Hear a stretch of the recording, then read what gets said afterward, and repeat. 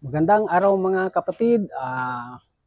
Sa araw na ito mga kapatid, mayroon na naman tayong bagong video. Ito ay upgrade lang sa mga ginagawa na natin noon na para mas maganda siya tingnan at saka mas maganda yung ano niya, yung epekto niya. So, shout out muna sa lahat ng mga subscribers ko. God bless po sa inyong lahat at sa magsusubscribe pa po sa video ko. So, sana may matutunan tayo sa araw na ito. So, yun nga mga kapatid, 'di ba, yung sa last nga na mga videos ko, yung ginagawa ko yung mag-spray doon sa condenser para ma-achieve natin yung lamig talaga ng ano, ng aircon natin sa sasakyan lalo na pag tanghali o medyo mainit ang panahon at saka bilad yung sasakyan natin. Meron akong binili, ito yung gamit ko mga kapatid, yung windshield nozzle, yung papunta doon sa windshield, yun ang ginamit ko para mas maganda yung bigay ng tubig sa condenser natin. So ito na yung ano niya mga kapatid. Ito na yung ano niya, yung output niya, resulta. So ito yung isa, dalawa yung gilagay ko. So ito windshield ano to, windshield washer na ano, na nozzle. So nakasit up nito. So sundan nyo lang ako mga kapatid para ipakita ko sa inyo paano to gawin yung setup niya. So ititesting muna natin para makita nyo yung resulta. Saka magbigay ako sa inyo kung paano yung ginawa ko. So i-start natin yung sasakyan.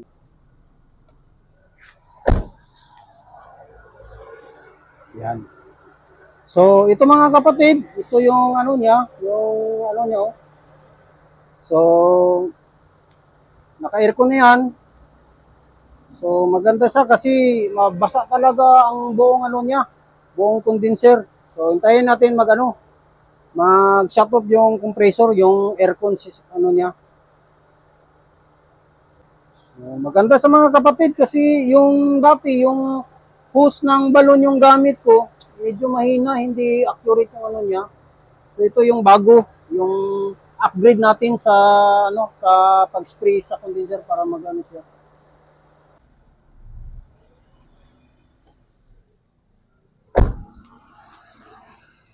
So ayan naman kapatid, nag-shut off na siya. So, ibig sabihin, pag mag-shut off is malamig siya. Ayan, hintayin natin, mag-shut off ulit. So, ako, basa, oh. Basa. Napakabasa.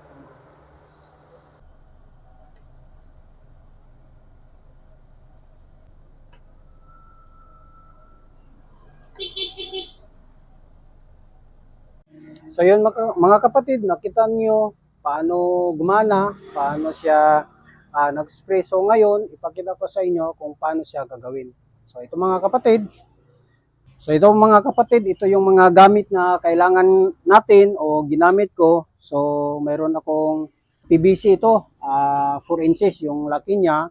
So, gihati ko, yung ano ko tapos giano ko sa ano, yung sa apoy, yung ano lang, uling, tapos magano kayo tapos ilagay niyo sa apoy tapos iano niyo ang event para magporma yung ganito siya. Tapos gamit ko is yung takip ng ice cream, yung sa oblong, tapos ganun ko lang para to sa ano ng tubig, tangke. So yung isa. So ganito na siya mga kapatid. Ganito na siya. So ilagay dito sa ilalim, dito. So ito na yung kapatid yung sa akin, oh. So ito na siya. Ito na, oh, yung sa akin. Para pag spray niya, so lahat ng mga tubig na napunta doon sa condenser, bababa yan. Tapos dito babalik. Tapos para mag-cycle lang siya para matagal maubos yung tubig natin. So ito yung purpose ng ano nung PVC na giano ko gihati. Dati kasi yung gamit ko is galon, so mag-refill pa tayo doon. So madali maubos. Ito medyo maubos siya pero matagal kasi nag-recycle yung tubig niya. So balik-balik lang. So tsaka gagamitin man lang ito natin pag mainit o tirik yung araw. Pag gabi, wag na natin itong gamitin. Kaya lagyan to ng switch. Saka yung mag-ulan, so hindi natin to gagamitin. So gamitin lang natin to pag na sa traffic tayo or mainit yung panahon nga naka-standby tayo, pero magtakbo, okay naman, pwede na hindi gagamitin. At saka, mayroon tayong hose. So, ang higit sa lahat, yung dati, yung motor, ito. Yung motor sa windshield, ano niya, spray. So, ito yung motor. Ito yung gigamit ko. Di ba, yung sa video ko dati, nakabili ako doon sa mga yarda, mura lang, mga sira yung binili ko, tapos gi-repair ko lang, so naayos siya. So, ganito yung gagamitin nyo. Ilagay nyo dito. Dito.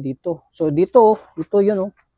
So, ito mga kapatid, oh, ito yung motor niya. Yung sa windshield, motor ng wiper. I mean, sa washer. Yung sa washer to. Ito yung ice cream, oh, yung takip niya. Tapos, lagyan ko lang ng silicone. So, ito niya, so, gitali ko lang dito. Tapos, yung hose niya, connector siya dito. So, diretso na yan dito sa ano, yung sa nozzle ng sa windshield washer. Ito, dalawa. So, mayroon yung connection dito. Oh. Ito yung hose. Oh. So, ito. So, madali man lang kasi plug and play lang siya. Yan, oh. Dito, hose. Galing dito. Tapos, lagyan nyo lang ng tubig. Yun, magbalik-balik lang yung tubig. So, matagal maubos yung ano. Pag tirik lang araw gagamitin. Kung naka-standby tayo, pag may hinihintay tayo na ano, yung kasama natin, anak ba natin. So, malaking tulong talaga siya. Kasi, mas malamig siya pag basa ito. Tingnan nyo, basa. So, ganun lang. At saka yung sa ano mga kapatid, so sa wiring naman mga kapatid, ito yung ano niya, yung wiring niya, yung either kabilaan man yun, okay lang. Yung isa is papunta nyo sa ground, body ground lang, mag-connect kayo sa body ground, papunta dito. Tapos yung isa naman na wire dito, ikabit nyo lang doon sa ano, ako nagkabit sa fan ng ano, ng condenser fan, yung sa stock niya, kasi pag mag-on ka ng aircon, automatic mag-start nyo o mag-andar yung ano, mag-andar yung condenser fan o radiator fan. So, doon, sabay na lang sila para wala na masyadong ano, komplikado sa wiring. So, yan mga kapatid. So, sana nakatulong. Malaking ano talaga siya, malaking tulong sa aircon natin, lalo na pag ano, pag tanghali o yung mainit ang panahon, kasi ano talaga siya, malamig. So, yun mga kapatid. So, start natin ulit para makita nyo. So, yun na mga kapatid. Yun, nakita nyo ang resulta niya. Tapos, may pahabol ako kapatid. Lagyan nyo din ng ano, dapat lagyan nyo ng switch, no? Itong ano, yung motor, lagyan nyo ng switch para pwede nyo siyang paganahin at pwede din hindi.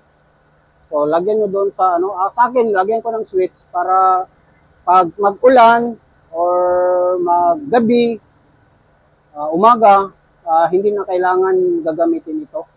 So, gagamit nyo ito pag tirik na ito. So, yan ang mga kapatid. Sa pag-refill naman ng tubig, so, mayroon lang kayong mineral, mas maganda kung malaki, so wala akong malaki. So, kuha lang kayo ng mineral, tapos lagyan nyo ng tubig galing sa gripo, o kung nasa ano kayo, sa restaurant or sa biyay sa gasoline station, so mag-ano lang kayo. So, dito nyo lang ilagay, oh. Yan, papasok na yan doon sa ano, papasok na yan doon sa tangki, yung dito. So, lagyan nyo hanggang mapuno yun, para pag gamit nyo, so matagal sa maubos. So, kahit nakalagay yung ano dito, yung bumper, okay lang. So, ilagay ko yung bumper para makita nyo. So, kahit nakalagay na yung bumper ng kakapatid, kasi kanina paglagay ko walang bumper, so kahit kakabit na ito.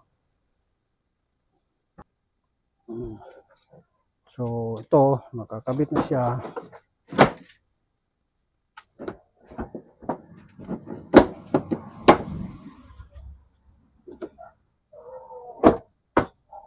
So, kuha muna ako tubig mga kapatid.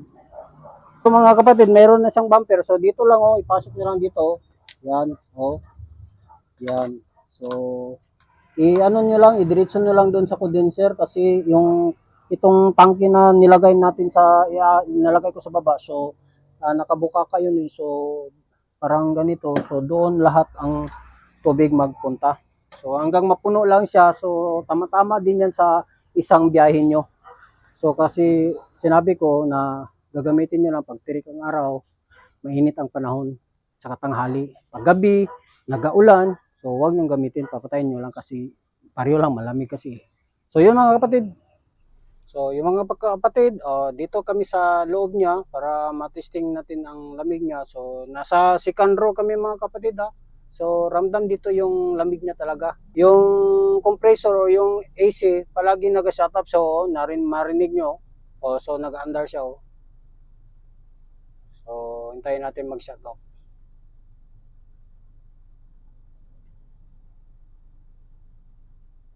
Shut off siya mga kapatid.